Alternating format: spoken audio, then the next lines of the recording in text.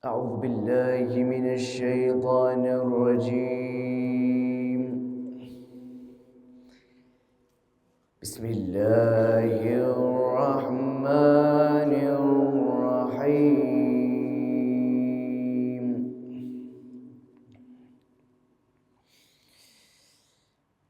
الحمد لله الذي أنزل على عبده الكتاب ولم يجعل له عوجا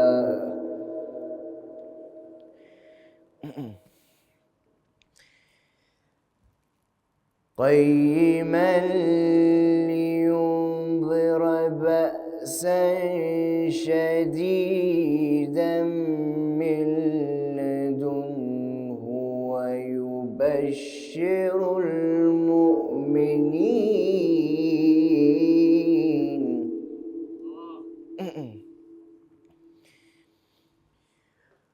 ويبشر المؤمنين الذين يعملون الصالحات أن لهم أجرا حسنا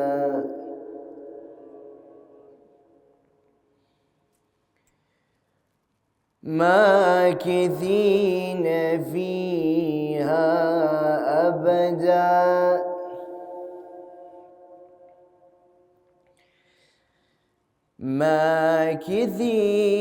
فيها أبدا وينذر الذين قالوا اتخذ الله ولدا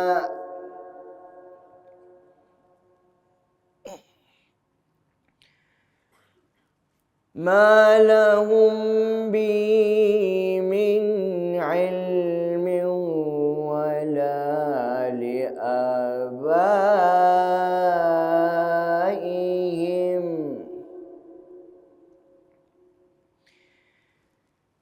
كبرت كلمة تخرج من أفواههم إن يقولون إلا كذبا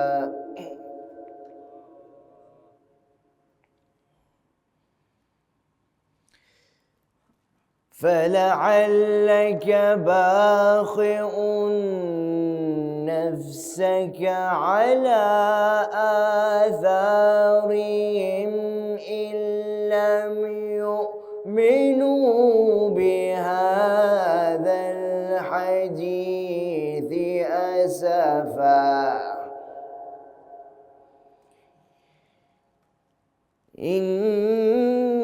إنا جعلنا ما على الأرض زينة لها لنبلوهم أيهم أحسن عملا وإنا لجاعلون ما عليها صعيدا جرزا أم حسبت أن أصحاب الكهف والرقيم كانوا من آياتنا عجبا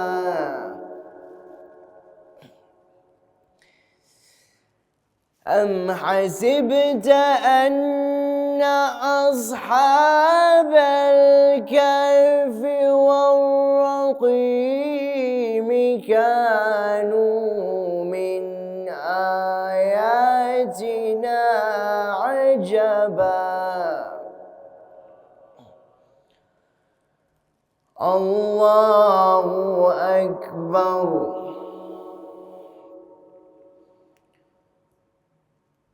لا إله إلا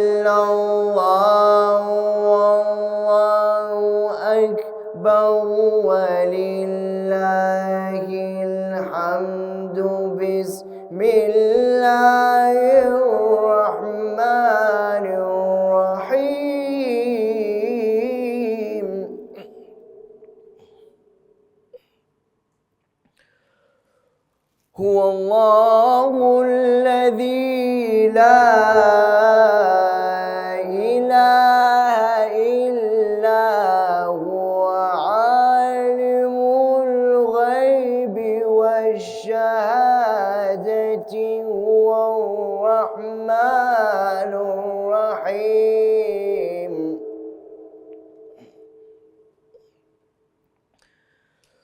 هو الله الذي لا إله إلا هو الملك القدوس السلام المؤمن المهيمن العزيز الجبار المتكبر سبحان الله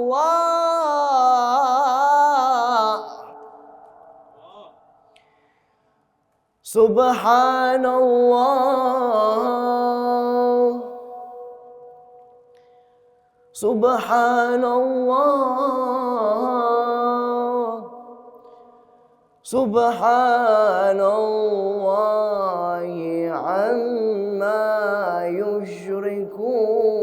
يشركون هو الله الخالق البارئ المصور له الأسماء الحسنى يسبح له ما في السماوات والأرض وهو العزيز الحكيم الله أكبر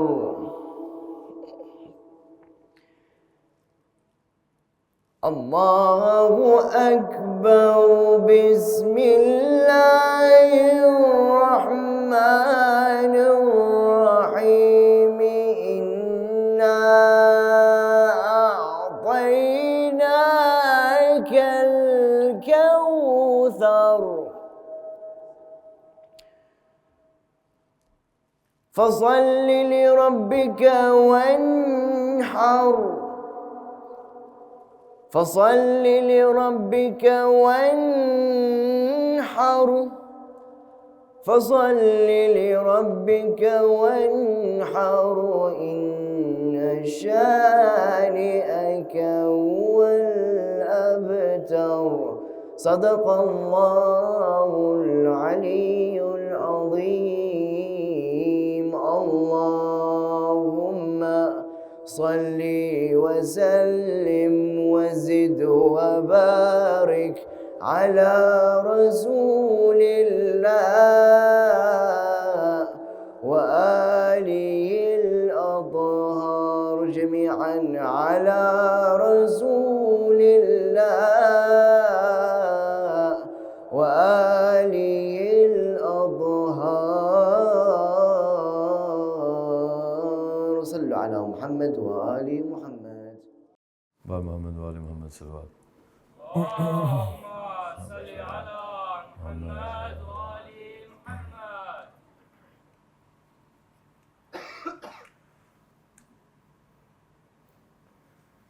फिर भी एक और सलवात भेजी मोहम्मद वाले मोहम्मद اللهم صل على محمد وآل محمد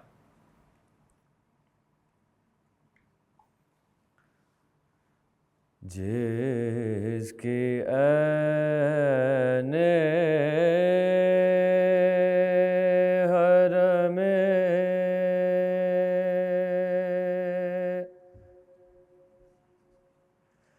हक में विलादत हो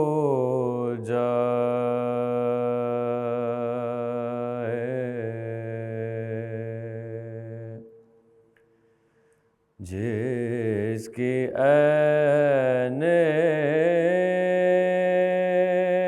हर में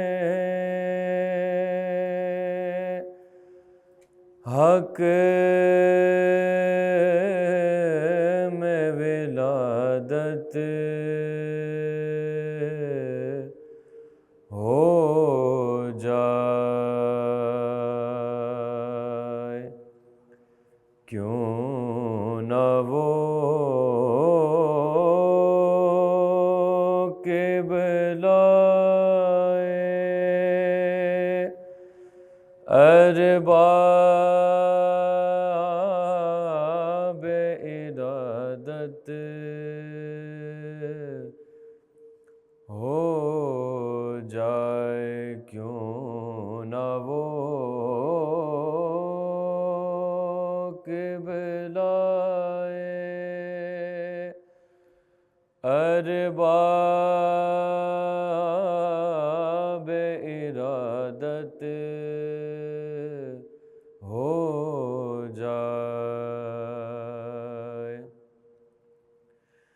اس کی خود اپنی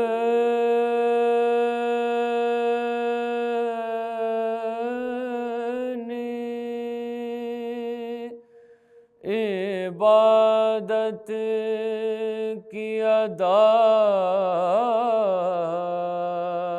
کیا ہوگی، اس کی خود اپنی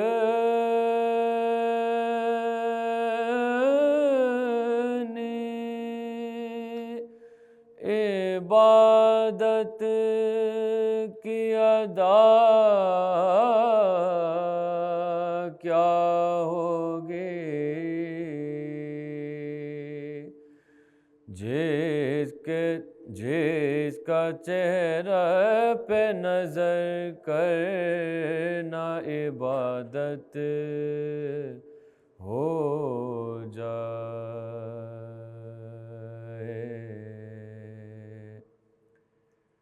جس کی عین حرم صلوات محمد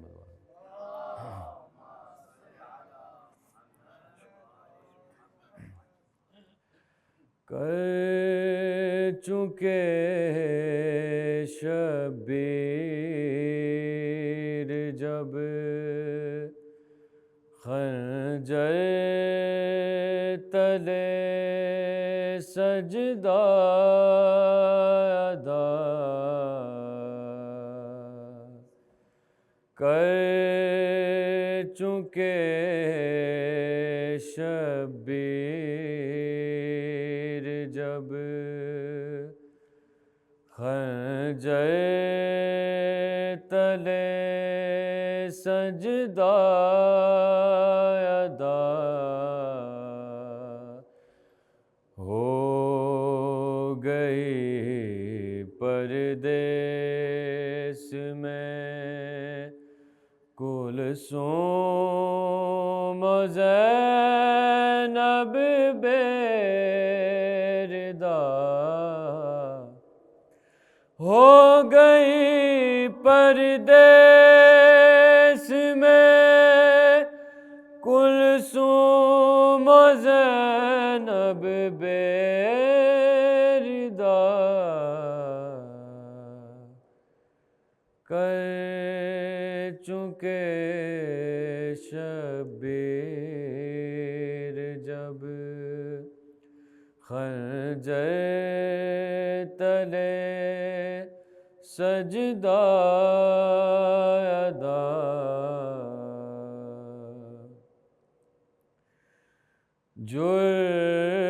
جرأت زینب کا ہوگا تذکرہ بھی بار بار،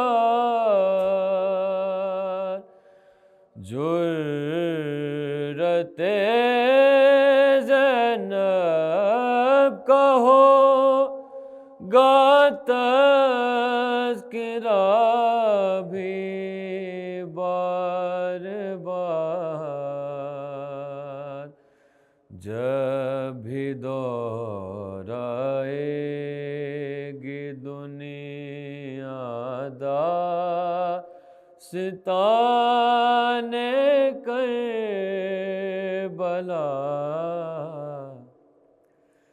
جب بھی دہرائے گی دنیا داستان کربلا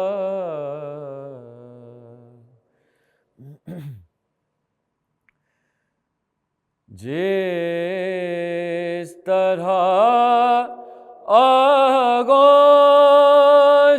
مادر میں سکون مل جاتا ہے، جس طرح آغوش مادر میں سکون مل جاتا ہے، نکلی اس انداز سے برچھی کہ اکبر سو گیا، نکلی اس انداز سے برچھی کہ اکبر سو گیا،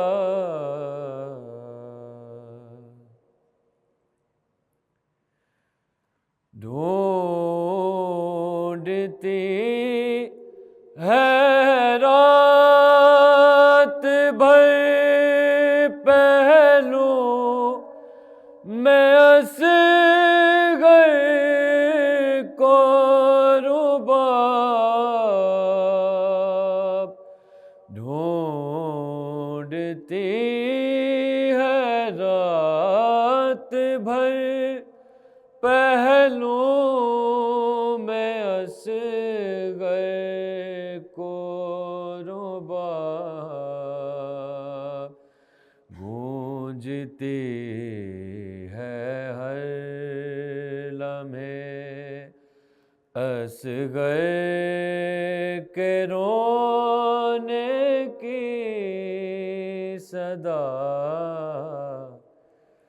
گونجتی ہے ہر لمحے اصغر کے رونے کی صدا،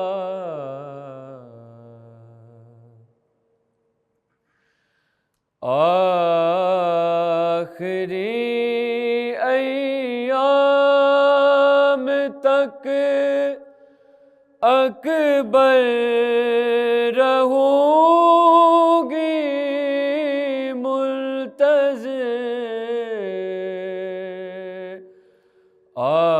آخری ایام تک اکبر رہوں گی منتظر، دیکھ کر نقش قدم کرتی رہی صغریٰ دعا، دیکھ کر نقش قدم کرتی رہی صغریٰ دعا، کر چکے شبیر جب خنجر تلے سجدہ ادا،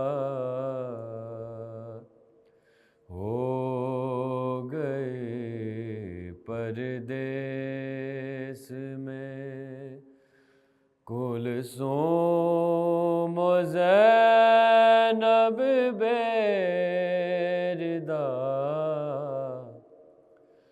ہو گئی پردیس میں کلثوم و زینب بے विदा कर चुके Shabir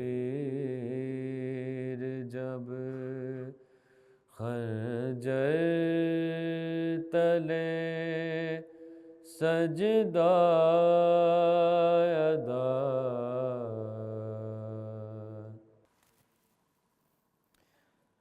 First of salawats in honor of Rasulullah sallallahu alayhi wa alihi wa sallam. And the second in honor of Sayyid al-Shuhada, al-Imam al-Hussein, sallu ala Muhammadin wa ali Muhammad.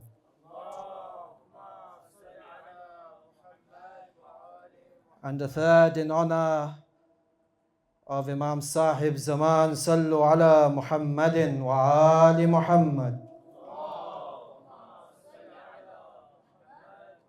So today's poem is in honor of Imam al-Hussein. It's in honor of Qasim, the son of Imam Hassan.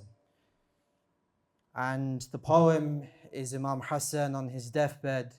He is talking to Imam Hussein.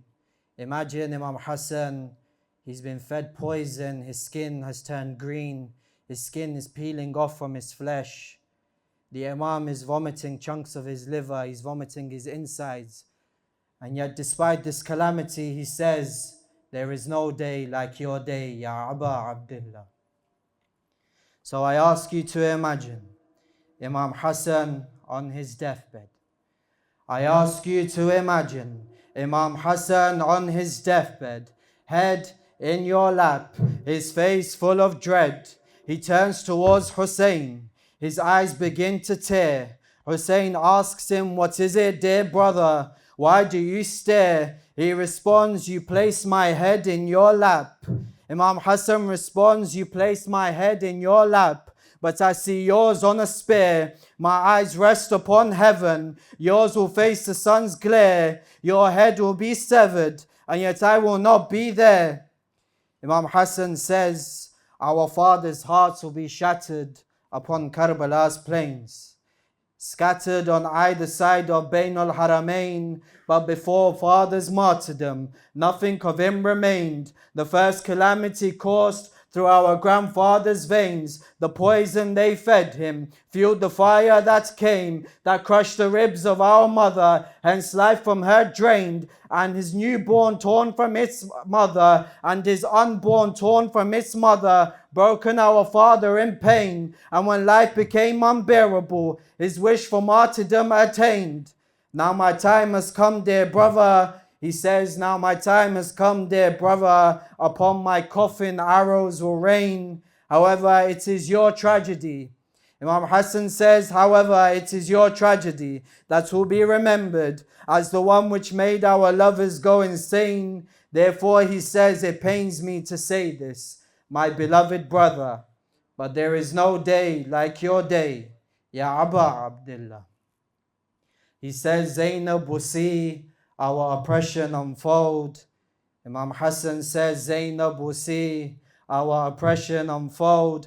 My coffin will return, and for yours she will yearn. However, the tyrant will say, pillage the tents and let them all burn. The flame from our nightmares will haunt Ruqayya in return. He says, as I lay here and vomit pieces of my liver, I ponder over Abbas in pieces by the river. So who will be for you on that day a helper? Imam Hassan cries, who will be a helper for you on that day? I leave pieces of my fragmented heart for you to find on that day when you go to collect them. No, you made my heart whole once again. I raised my son for one sole purpose, and that is to be slain. So when he comes to you in my Abba, know my command he obeys. His sword will drape along the sand. He says, his sword will drape along the sand, too heavy for his youthful hands. His oversized Abba will drape wherever he stands. Place my turban on his head. Let him know he's no longer a boy but a man. Announce him to the enemy when you send him into battle. The son of Hassan has arrived, and watch them get rattled. Watch your boy ride out and slaughter men like cattle. The pride of Al-Hassan, stands firm in battle. Now I ask you to take your minds to that stone cold day. Qasim asks for permission, but returns in dismay. His hope rests upon a letter he's taken to Hussein. He says, Qasim, how could I sentence you to death when all I see is my brother's face? From your blessed head to your toes, I see his divine grace. Qasim replies, to survive this day would be an utter disgrace. How could I outrun the arrows of oppression, my uncle, you face? So allow me to die with honor and dignity. So he says, allow me to die with honor and dignity. For death by your side, for me is sweeter than honey. Qasim rode out under the banner of his father. Death by 1,000 cuts, yet he pierced the lines deeper. Qasim rode out under the banner of his father. Death by 1,000 cuts, yet he pierced the lines deeper. For a moment Qasim becomes distracted, and then comes the strike. Chaos ensues and the battle intensifies. The hounds of war surround him and attack from all sides. Swords from the left, spears from the right. He fell from his horse. This was no longer a fight, but a massacre in disguise. He glances at Hussein and he lets out a deafening cry. Uncle, please help me. Qasim cries, Uncle, please help me. But that help never arrived. Hussein cries. Upon reaching Qasim's body, in pieces he sees his body, he cries, I see heaven and hell laid out before me. He cries, I see heaven and hell laid out before me. A sight so dire, do my eyes deceive me? A boy among wolves, as far as the eye see. He says, a boy among wolves, as far as the eye see. Torn into pieces, I couldn't answer his plea. Sallu ala Muhammadin wa ali Muhammad.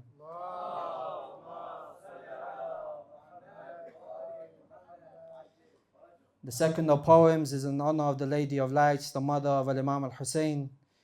The poem, it begins with, O Habib of Allah, I have a story to tell. The poet says, O Habib of Allah, I have a story to tell about a fire that did damage, even worse than hell, about a fire that set your entire ummah ablaze, how they glorify her killers and even sing their praise, O Habib of Allah. Let's start after your death. How they threw away a gem and settled for less, where innovation became rife, and your ummah deprived of the sunnah they claim that came from your life. So Zahra now stumbles from door to door. So Zahra now stumbles from door to door as she reminds them of your sunnah she tried to restore. But shaitan had his hooks, deep inside them he clawed and gave them a flame from the depths of his soul. The door said to his hinge, you know what's next. The door said to his hinge, you know what's next. Brace yourself and let Allah attest for what is to come next. Then the door set alight and the killers confess they don't care who's inside, not even the princess. The hinge cries out to the baby inside. The door cries out to the baby inside. I can't push back as they push from all sides. And at that moment the baby replies, Mother, tell me. The baby replies, Mother, tell me, why does your womb squeeze? Why can I no longer breathe? Ali looks on. Ali stumbles into the attack in disbelief at the fire that was ignited by a lying thief. Now imagine he cries to his beloved, they sliced your wings when they broke your rib. Unlike Fitrus, Hussein couldn't fix your wings. Now he says, now I wait for Israel. Now I wait for the angel of death to knock on our door. By taking your soul, he takes my soul. Now my heart has been splintered, it shall never be whole. I pray for death to come and take me home. O Habib of Allah, did I cause your grave to shake? Forgive me. Did I cause Muhsin to wake from his slumber? Did I cause Muhsin to awake from his slumber, where even the angels and the heavens do not dare to whisper or murmur, unless to sing him a lullaby? For when it's time for him to be raised, he'll be raised a martyr to convey to the world how his mother's womb became his tomb, and shortly after she succumbed to her wounds, how he yearned to taste the air of his beloved Creator, and yet from the heavens he watched his brother's slaughter. For maybe if Muhsin was present, Abbas could have brought some water. O Habib of Allah, did I cause your grave to shake? Forgive me. Did I cause Muhsin to wake? How he joined you so early, without a body to bury. O Habib of Allah, when you go to her grave, do you see my Imam who mourns in pain? Alone, his Shia he craves at her unmarked grave. The coal that burnt his mother's door still burns through his veins. His cheeks bleed from the slap as he tries to take her pain. O Habib of Allah, allow me to mourn with him, to console his forsaken pain. O Habib of Allah, allow me to mourn with him, to console his forsaken pain. Sallu ala Muhammadin wa ali Muhammad. صلوا على محمد وآل محمد. اللهم صل على محمد وآل محمد. بسم الله الرحمن الرحيم. الحمد لله رب العالمين، والعاقبة للمتقين، والجنة للموحدين، والنار للملحدين. ثم الصلاة والسلام على طالب الحق والهادي إليه، نبينا وحبيب قلوبنا وطبيب نفوسنا أبي القاسم مصطفى محمد. اللهم صل على محمد وآل محمد. وعلى آله الطيبين الطاهرين. لعن الله الظالمين لكم من الأولين والآخرين.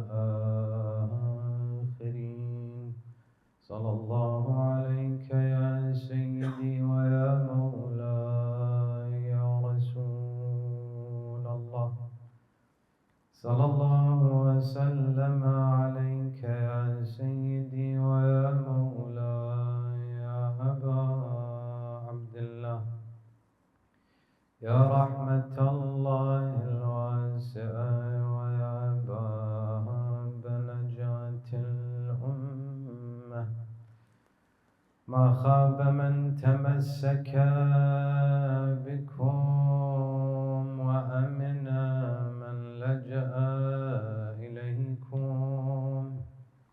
يا غريب يا مذلوم كربلاء، يا ليتنا كنا معكم سادتي، فنفوز والله فوزا عظيما. قال الله الحكيم في كتابه الكريم: أعوذ بالله من الشيطان الرجيم. فسبح بحمد ربك وكن من الساجدين. صدق الله العلي العظيم. For the love of Sayyid al-Shuhada alayhi salam, ala salawat. اللهم صل على محمد وآل محمد. Within the Holy Quran and the Islamic religious corpus, we find an emphasis placed upon the human being pushed towards worship. For the perfection and kamal of the human being can only be achieved through the worship and obedience of Allah Azza wa Jal. Allah Azza wa Jal in the Holy Quran states on many different occasions pushing the human being towards His worship. In this particular verse in Surah Al-Hijr, Allah Azza wa Jal says, فَسَبِّحْ بِحَمْدِ رَبِّكَ وَكُن مِّنَ السَّاجِدِينَ. And praise and glorify your Lord and be of those who prostrates and does sajda to Allah subhanahu wa ta'ala. Generally speaking, if those individuals who reached a certain level in spirituality or in front of Allah Azza wa Jal, through their worship, they are in many cases faced with different obstacles. But if a person reaches this kamal and perfection without having much difficulty surrounding them, this is something praiseworthy, but not something extremely difficult in the eyes of the masses. It wouldn't be something that we would all praise abundantly. However, what can be said about the one who faced extreme difficulty throughout his life? Every moment, every instant that he lived on this earth, he was faced with oppression that went against his grandfather, against his father, against himself. And still, he earned and was given the title of Zainul Abidin, salamullah alayhi. Imam al-Sajjad alayhi salam is that individual who faced that level of oppression and that level of pressure, those enemies who came and tried to subdue him on occasion after occasion, and despite this, he was the one who was given the title of the one who is the adorned, the most beautiful of the prostrators in front of Allah subhanahu wa ta'ala.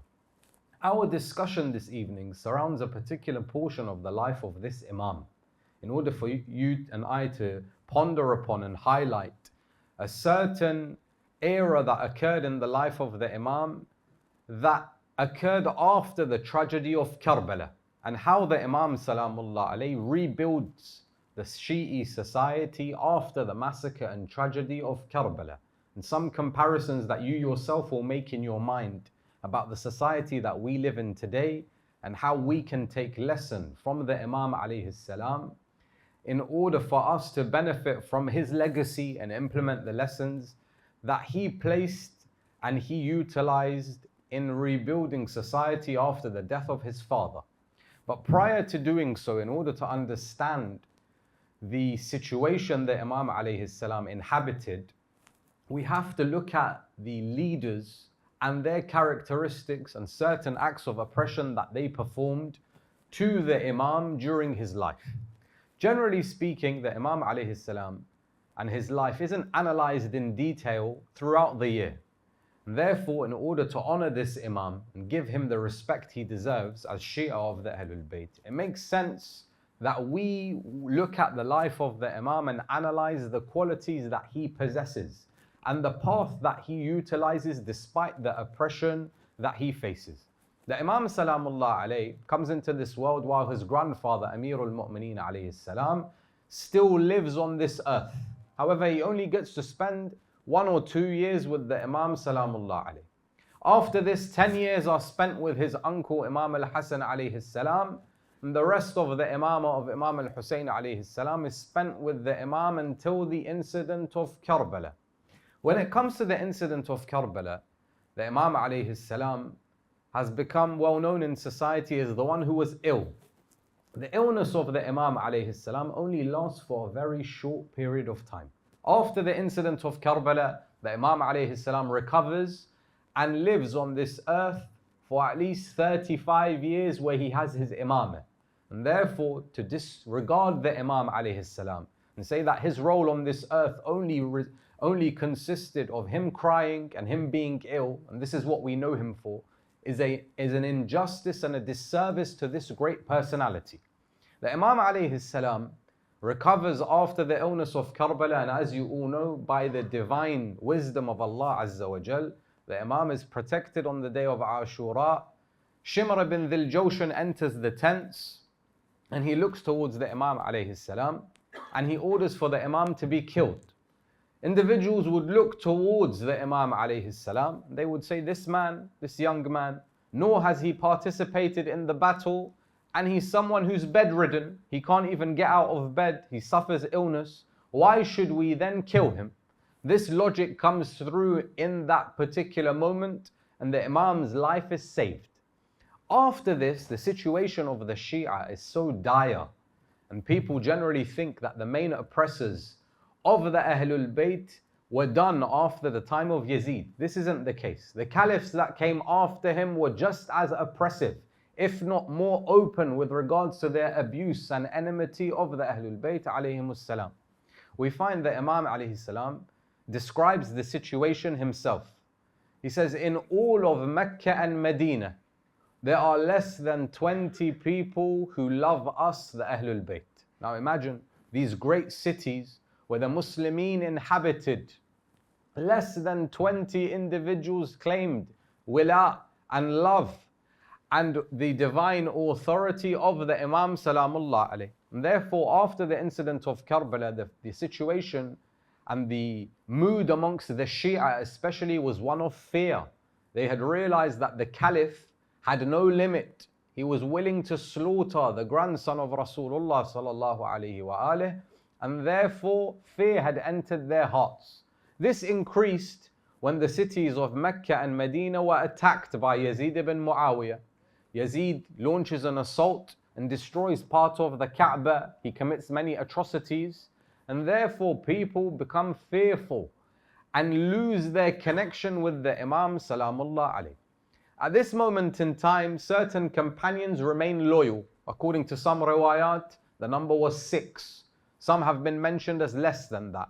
But even those who tried to support the Imam alayhi salam, like individuals such as Yahya ibn al-Tawil, one of the companions of the Imam alayhi salam, would be outspoken in the support of the Imam alayhi salam in order to subdue him and make him remove his love for the Imam alayhi salam. His limbs would be severed and his hands would be cut. Such was the oppression and the situation that anyone who declared love for the Ahlul Bayt would be subject to the most harsh punishment and torture. At this moment in time, the Imam alayhi salam has a decision to make. He can either galvanize the emotions of the people and try to resist militarily, but he has no support. So the Imam chooses the long path in order to rebuild Shi'i society. The first question I wish to answer is, what particular obstacles does the Imam alayhi salam have to face from the governing parties? At that time, the Caliph was a man by the name of Abdul Malik ibn Marwan. Abdul Malik ibn Marwan rules for 21 years that Imam Sajjad alayhi salam has to endure his particular caliphate. This was one of the darkest reigns for the Ahlul Bayt alayhimus salam. Abdul Malik ibn Marwan, in his zahir and apparent form, was someone who the history books describe as being pious. Someone that would read the Quran, someone that would be found within the masjid. Upon hearing the news of the death of his father, the narrations mention Abdul Malik ibn Marwan is doing qira'atul Quran. He's reading the Quran.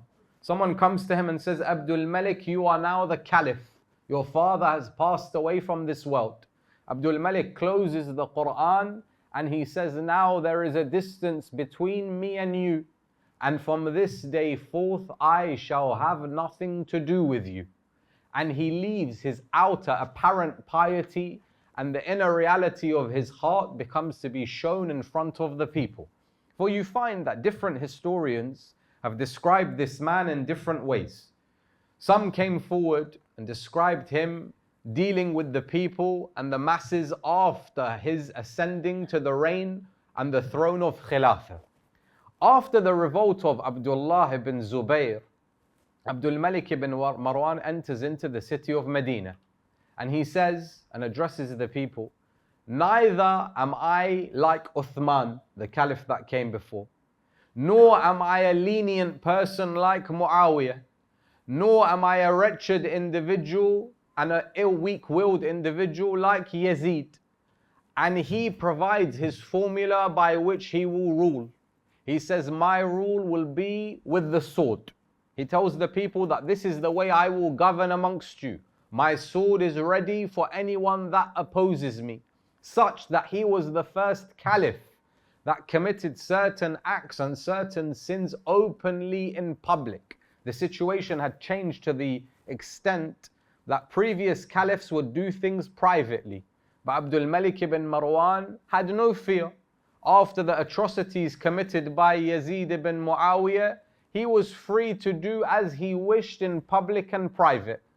To the extent that someone comes towards him, a woman by the name of Darda. Darda is conversing with Abdul Malik ibn Marwan. She says, O Caliph, I hear after you pray the night prayer, after you pray Salatul Layl, you indulge in the consumption of alcohol. So he turns to her, he says, not only this, I indulge in the consumption of alcohol, but I also drink the blood of individuals. Such was the wretchedness of these people, that they were supposed to be the commanders and leaders of the Muslimin, but they had fallen to such a low that they would commit filthy acts of torture and consume things like the blood of their opponents just for the thrill that they would gain from this. In addition to this, Abdul Malik ibn Marwan had become so low and his heart had become so hard and covered in sin that one individual speaks with him and he describes his own state. He says, now, when I commit a good deed, I don't feel any happiness. And when I commit a bad deed, I don't have that conscience within me that speaks out to me and tells me to stop committing this particular act. This man by the name of Sa'id ibn Musayyib turns to him and says, now the death of your heart has been completed. Abdul Malik ibn Marwan wishes to gain control over Iraq. So what does he do? He wishes to find the most oppressive and harsh person he can place as governor. So he brings an individual by the name of Hajjaj ibn Yusuf al-Thaqafi. Hajjaj ibn Yusuf al-Thaqafi had a particular quality that was known amongst the Arabians, to the extent that he was said in his lifetime to be responsible for the death of more than 120,000 people. This quality was the quality of bloodlust. Hajjaj loved shedding the blood of people. Some scholars have mentioned the reason for this, or one of the reasons for this. When Hajjaj was a young child, he wouldn't drink the milk of his mother. So they took him to a woman, that particular woman who wasn't known in the medical profession, she wasn't a religious woman. She said to the parents of Hajjaj that if you want your child to gain an appetite, kill a snake and make him drink the blood. So they kill an animal at the first time, they give him a bit of blood. As the days pass, Hajjaj starts to drink the blood of this snake until he gains a certain type of appetite that can't be quenched, can't be satiated, can't be satisfied. This person had such bloodlust and his heart was so wretched that there's a famous statement mentioned in history that Hajjaj ibn Yusuf al-Thaqafi says, I wish I was present on the day of Ashura in Karbala. Why Hajjaj? Hajjaj says, I wish I was there on the day of Ashura so I could be amongst those who killed Sayyid al-Shuhada Aba Abdullah al-Husayn alayhi salam.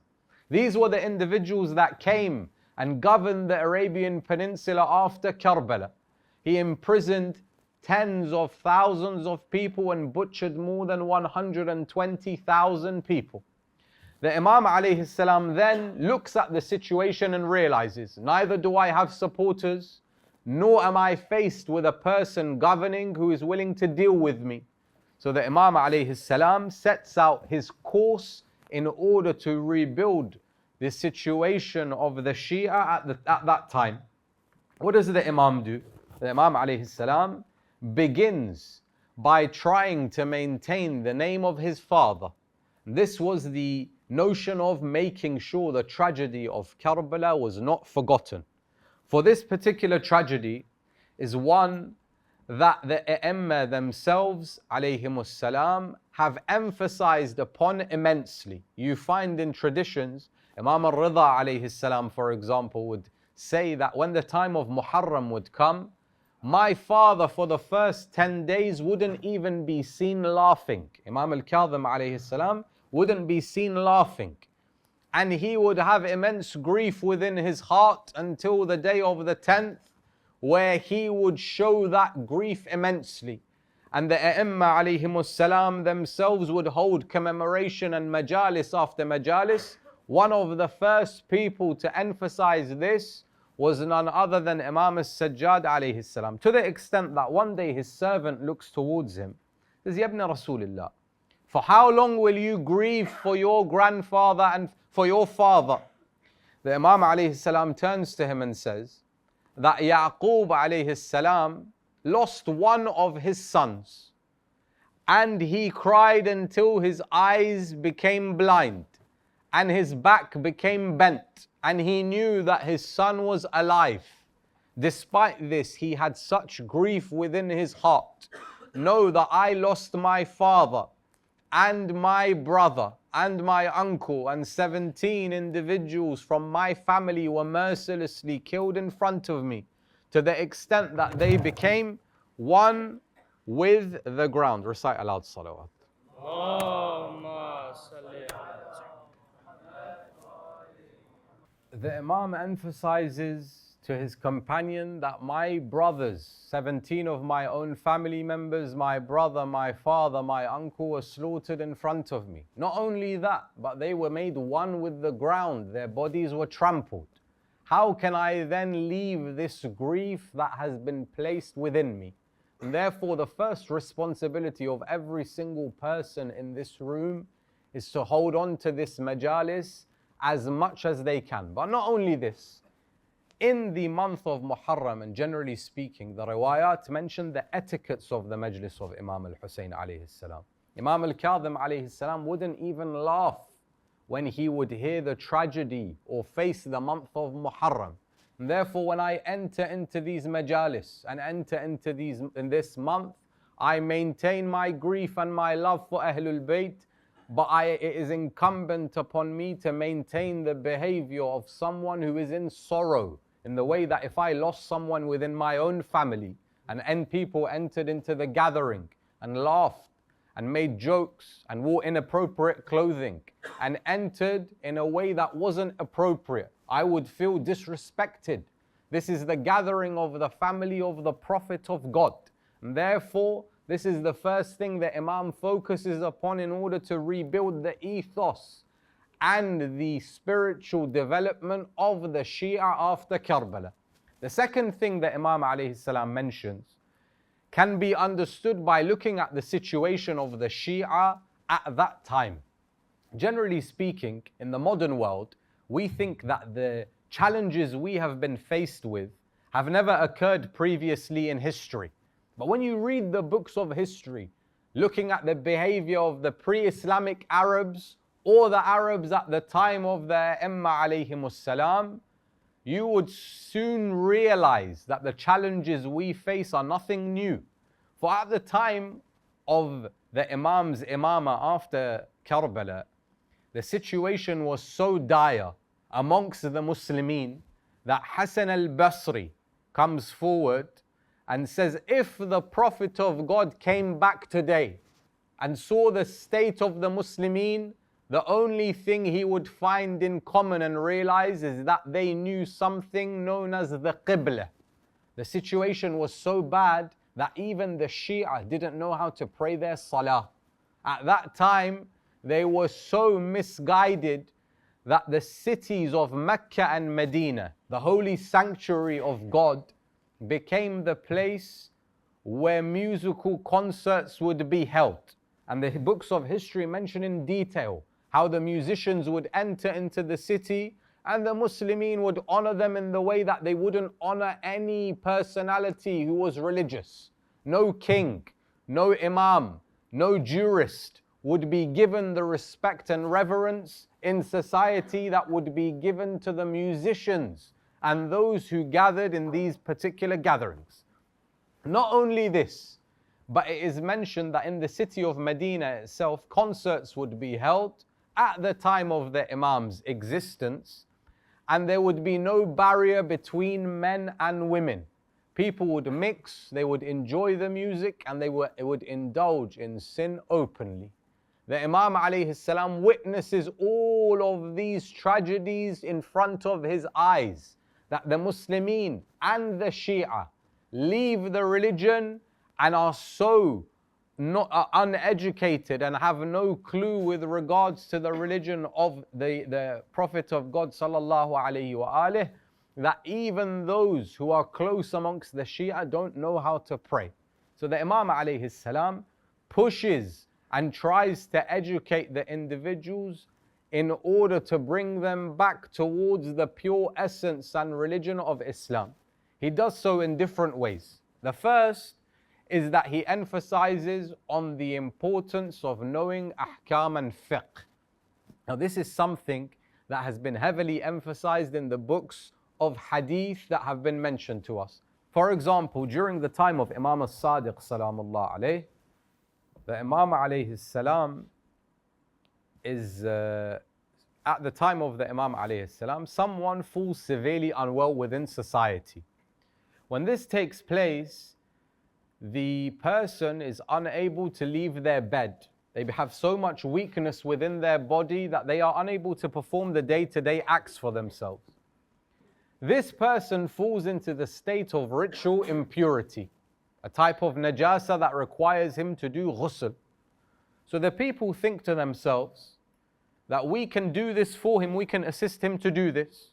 They come, they pour the water over him, they assist him doing ghusl, that person dies. Because of the effect of the water on his body, someone that is severely unwell, that person dies. They come to Imam as-Sadiq salamullah alayh, they say, Ibn Rasulillah, we did this, we thought this was the right action. These people are trying to do something noble, trying to follow the Sharia. The Imam alayhi salam looks towards them and says, why did they not ask me for the ruling of fiqh of that time? The ruling of fiqh of that person at that time was tayammum.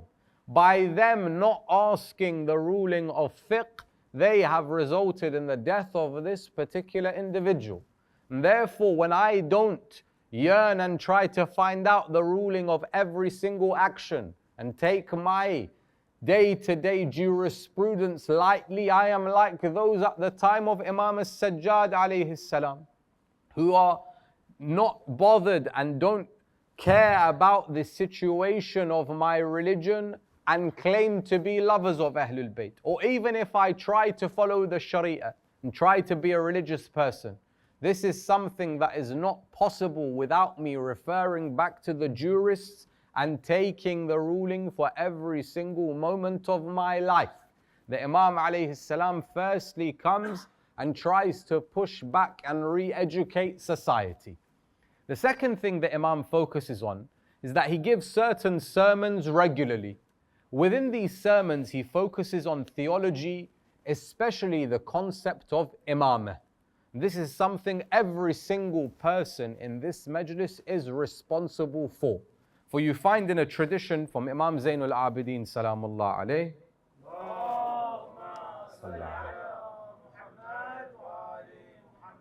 that Allah Azza wa Jal speaks with Musa ibn Imran. He speaks with Musa alayhi salam. He says, Irshadaka dhal, your guiding of the person known as dhal, the misguided, is greater than 100 years of worship.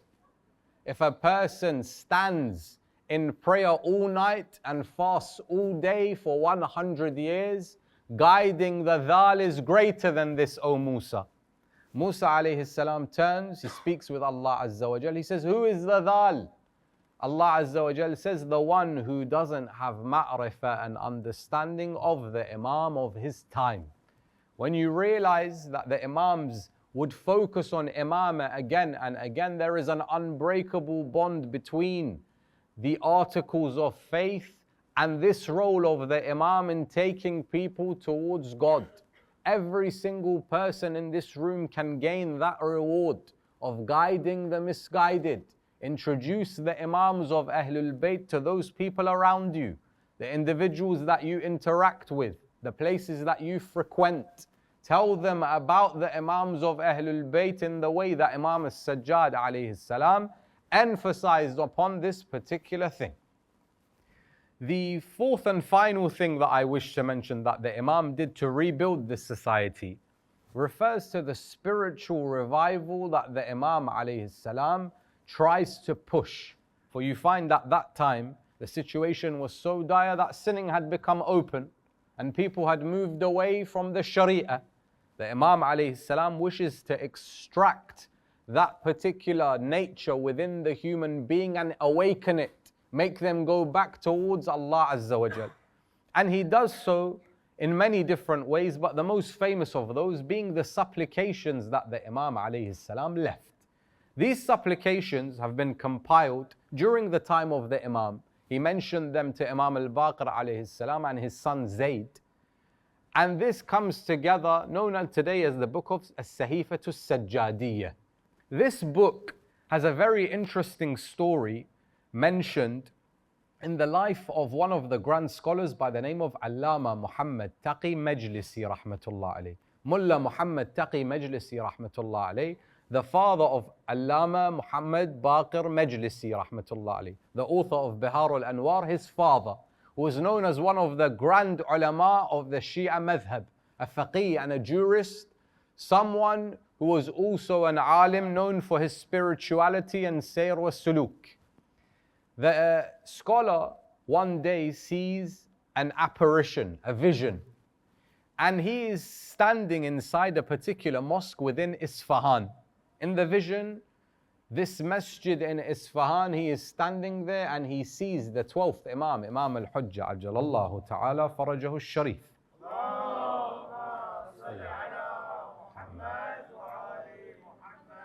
So Mullah Muhammad Taqi begins to ask the Imam his questions. Now, if anybody sees the ma'soomeen in their dream, this is generally a real dream if it is really and truly the Imam. So he begins to ask the Imam alayhi salam questions. The Imam answers the difficult questions of this faqih and jurist until he asks the Imam for some practical advice, a book that he can act upon. So the Imam alayhi salam says, go to Maulana Muhammad Taj. Maulana Muhammad Taj has the book you are looking for. And the Imam shows him a particular book. Mullah Muhammad Taqi Majlisi rahmatullah alayh wakes up from his dream or his vision ends. So what does he do? He rushes within the people. I've seen my Imam. I want to know what book he's referring to. So he goes and thinks to himself, who can be Maulana Muhammad Taj? I don't know anyone with this name. But I know a grand scholar of this time by the name of Sheikh Muhammad Mudarris. So he goes to Sheikh Muhammad Mudarris. He says, Sheikhna, I have seen this vision. And this scholar had within his hand a book, but it didn't resemble the book that Sheikh al-Majlisi had seen in the vision. So Sheikh Muhammad Mudarris says, I'm not the man you're looking for. This is a sign that you will reach lofty spiritual status. But it is a very good vision. Again, Mullah Muhammad Taqi Majlisi becomes disheartened. I have seen my Imam. My Imam has given me a book for me to base and act my life upon this book. It's been authenticated and authorized by the Imam. How can I then not yearn and weep for not being able to find this book? Then the story has been mentioned in different ways. Some say he saw the Imam leaving the mosque from a particular door in his vision. So he goes into the mosque, he leaves through that particular door. What does he see? He sees a man by the name of Agha Hassan. Agha Hassan was a pious man within society who was known as Taja, someone who had a crown. It was one of his nicknames. He looks towards Muhammad Taqi Majlisi rahmatullah alayh, says, Sheikhna, I have some books which are waqf. They are part of awqaf. They are part of religious endowments. You are a person of knowledge. I wish to give you this particular book. So he says, come in, see any book you want to take it from me. Sheikh al-Majlisi enters into this library. Immediately he sees the book that was in the hands of Imam al-Hujjah Jalallahu Ta'ala Farajahu al-Sharif. He says, I don't need anything else. This book will suffice for me, O Sheikh. And when he opens it, he sees that this was the nuskha, the manuscript of Sahifatul Sajjadiyya compiled on the chain of Shahidul Awwal rahmatullah alayh. And therefore he takes this book and realizes that this book has been ordered and authenticated by the Imams for those who wish to have a manual of guidance in order to spiritually wayfare and traverse and gain closeness towards Allah Azza wa Jal. For you find that within this book, one of the supplications that every single person should analyze, comb through and look through this particular supplication is the supplication of makarimul akhlaq. If a person wants to know which characteristics I should embody, how I can change my life and have something practical, How can I have irfanul amali, practical spirituality? Look through the supplication that has been provided to you by Imam as-Sajjad alayhi salam. For the Imam alayhi salam had reached the peak of theoretical spirituality and supplication, and also through his actions. For you find that the Imam alayhi salam doesn't just sit idly and worship Allah Azza wa Jal. He enters into society and assists every single person that he can find. In the narrations it's mentioned that Marwan, the person who advised Walid, the caliph, to oppose Imam al-Hussein alayhi salam, during the incident of Harra, where Yazid ibn Muawiyah ransacks and destroys the city of Medina, and the honor of many women is taken, Marwan comes to Imam as-Sajjad alayhi salam. Now imagine, this man is indirectly responsible for the killing of your father. He is one of the instigators of Karbala. He is one of the people who has la'an on him. Comes to the Imam alayhi salam, he says, Yabna Rasulillah, these are the women of my household. I have nowhere else to take them except your door. Will you provide them with sanctuary? The Imam says, no problem. They have not wronged me, they may enter into my house. And the narrations mention more than 400 women and their families would seek refuge during this incident in the house of Imam as-Sajjad alayhi salam. Such was his level of compassion, such was his level of trying to rectify society, that even those from the families of those that wronged him would be welcomed into the house of the Imam alayhi salam. To the extent that the people of Medina mention that for years we would receive sustenance. For many years we would realize that our sustenance, more than 100 families would receive their food at night time by someone who would go through the streets at night secretly, until the Imam alayhi salam passes away from this world. They come forward and then say, today we realize that the person who would give to us in secret was none other than the fourth Imam, Imam as-Sajjad alayhi salam. For he would say that the charity given in secret is the extinguisher of the hellfire. And how did the Muslimin treat the family of this blessed Imam alayhi salam? For when he was being buried and he was being washed, it says in the books of history that Imam al-Baqir alayhi salam would see the bruises on his shoulders from the flour and sacks of food that he would carry in the night. Such was the intensity of giving from the Imam alayhi salam. And also on his body would be the signs of the chains from which he was paraded from Kufa to Sham. For the chains of Imam as-Sajjad would rip the flesh of the Imam, the scars would remain until the time he would be killed and buried. For tonight we wish to remember how this Imam alayhi salam buries his father Abu Abdullah. They say that the Imam alayhi salam appears in Karbala 2 or 3 days after Ashura.